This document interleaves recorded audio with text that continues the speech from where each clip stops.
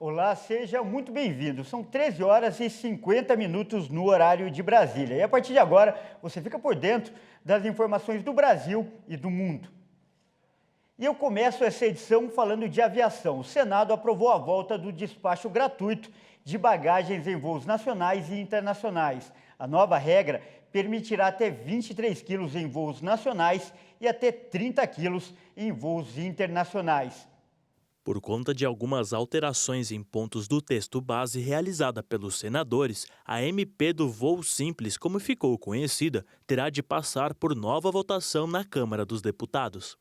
Atualmente, as bagagens de 23 quilos em voos nacionais e 32 quilos nos voos internacionais são cobradas à parte, como um valor adicional ao da passagem, e cada empresa estabelece o critério de cobrança e as dimensões das malas.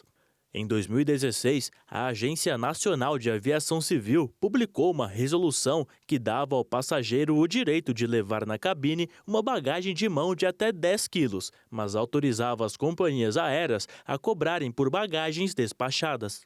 A justificativa da agência na época era de que a autorização para a cobrança do despacho de bagagem aumentaria a concorrência e poderia, por consequência, reduzir os preços das passagens, o que não foi visto na prática.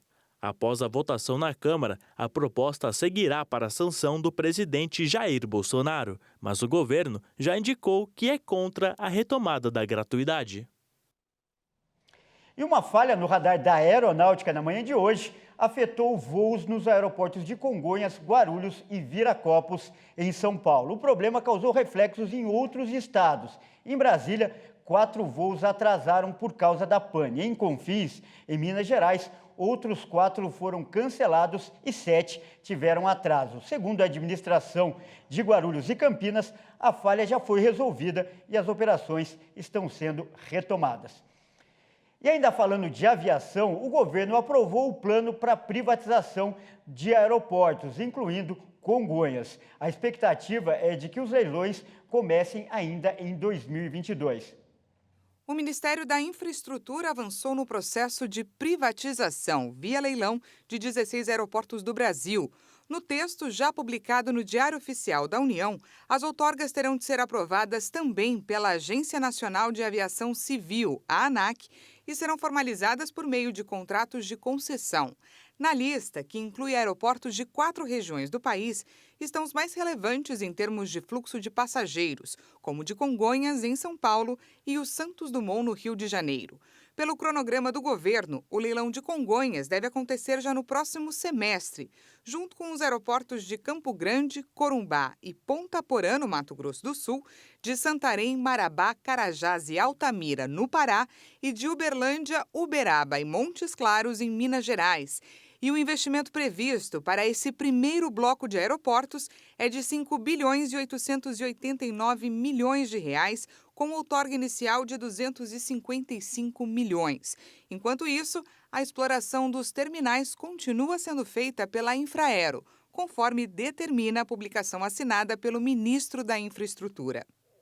E a quinta-feira começou com recorde de frio em algumas cidades do Brasil. São Paulo e Rio de Janeiro registraram a madrugada mais fria do ano. São Paulo marcou 6,6 graus e o Rio 11,5 graus. Brasília registrou a menor temperatura desde 1977. Os termômetros chegaram a 1,4 graus no Distrito Federal. E Belo Horizonte registrou 4,4 graus, a menor temperatura dos últimos 43 anos.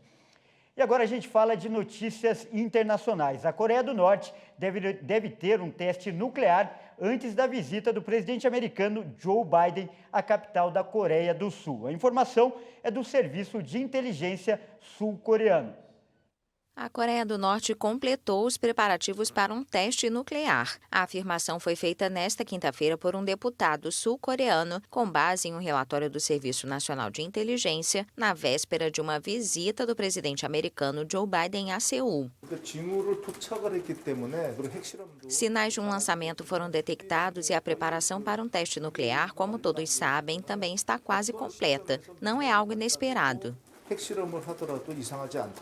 Apesar do surto de Covid-19 que afeta o país, Estados Unidos e Coreia do Sul consideram que o regime comunista de Kim Jong-un prossegue com o programa de desenvolvimento atômico e militar.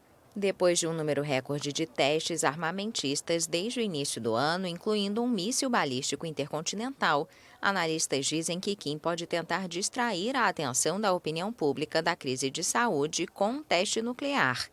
Os serviços de inteligência americanos consideram que há uma possibilidade real de que Kim decida organizar uma provocação durante a primeira viagem à Ásia do presidente Joe Biden. O democrata deve desembarcar na sexta-feira à tarde em Seul.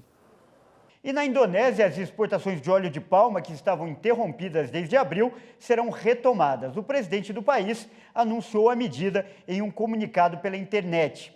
Em uma breve mensagem divulgada na internet, o idoso afirmou que a medida foi tomada levando em consideração a oferta do óleo de cozinha e a necessidade de empregar 17 milhões de pessoas no setor. O país do Sudeste Asiático iniciou um embargo sobre as exportações do produto no final de abril, motivado pela escassez no mercado local e o aumento dos preços do óleo de palma para cozinhar. A Indonésia é responsável por 60% da produção mundial de óleo de palma. Um terço é consumido no mercado interno, de mais de 270 milhões de habitantes. Índia, China, União Europeia e Paquistão são os principais compradores do óleo, que também é componente essencial para a produção de uma ampla gama de produtos, de cosméticos a alimentos. Os óleos alimentares já tinham atingido preços recordes em março devido à escassez da oferta global provocada pela invasão da Ucrânia pela Rússia, dois grandes produtores de óleo de girassol. Bom, e essa edição termina aqui. Eu agradeço por sua companhia e convido a continuar ligado em nossa programação. Até mais!